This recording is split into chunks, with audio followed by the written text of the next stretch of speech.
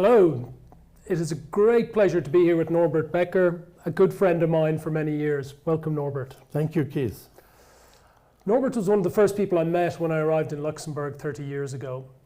He was the managing partner of the Luxembourg office that I was about to join. Since then, we have been partners, colleagues, co-founders, co-investors, and good friends. Norbert, while we're here, I'd like to address four main topics with you. Firstly, enduring influence. Secondly, the art of the pivot. Thirdly, timing and exit. Fourthly, adapting as a country. And finally, I have a little secret question coming in at the end. So topic number one, enduring influence. Over the years we've known each other, you've always been very influential in many different circles, business, political, civil society. You've been voted as the most influential person in Luxembourg in the business world. You're chairman of many companies, including ATOZ, and more recently the chairman of the Royal Estate.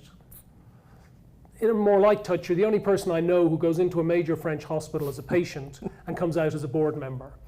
How do you explain this enduring influence? Well, thank you. I think that has to do mostly with curiosity and passion. I either do things entirely and with full commitment or not at all. Without passion, I lose interest real fast, and passion comes also from a sense of doing the right things right. I hate inequity and injustice, and after a treatment, to respond to your question about the hospital, after treatment of a cancer, I was deeply impressed with the skills of the hospital, and so I support investments in the technology platforms, and so I ended up as a governor of the hospital. So let's move on to the second topic, which I described as the art of the pivot. So in your long career, I can identify at least two major changes in your career. Firstly, when you moved from being a very successful national practice leader in Luxembourg and Arthur Andersen to a regional, then a global role in New York and London. Now, I remember when we were in Arthur Andersen, a lot of the country heads used to avoid these global responsibilities like the plague on the grounds that they involve disruption in your personal life and also the risk of losing all your local network and support. The second big change was when after a successful period at a global level in Andersen, then Ernst & Young, you came back to Luxembourg and then started this whole new career as an investor and an independent director. So tell me two things.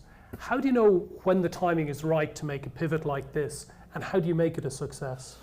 Well, as a matter of fact, I rarely deeply plan or engage in deep thinking about the right timing. There is no such thing than the right timing. I am more driven by intuition and emotional intelligence. Interesting. Not easy to apply for everyone. So the third area I wanted to discuss was timing and exit. A number of companies you've been involved in over the years as an investor or a board member or both have changed hands. They've been taken over, they've merged, or they've IPO'd. I'm thinking of companies such as Skype, Wix, CBP, and more recently Lombard International. What are your thoughts on the timing of an exit, and in particular balancing the temptation to hold on, to capture more of the upside as an investor or wait for better market conditions? I'm thinking in particular about all the portfolio companies backed up in private equity funds at the present, where transaction volumes are way down and sellers are waiting to think that valuations might recover. When all the ducks are aligned on a particular investment, it is the time to make a decision. Either you exit or you stay. Whatever the decision you take, you need to execute it. Going back and forth doesn't make any sense.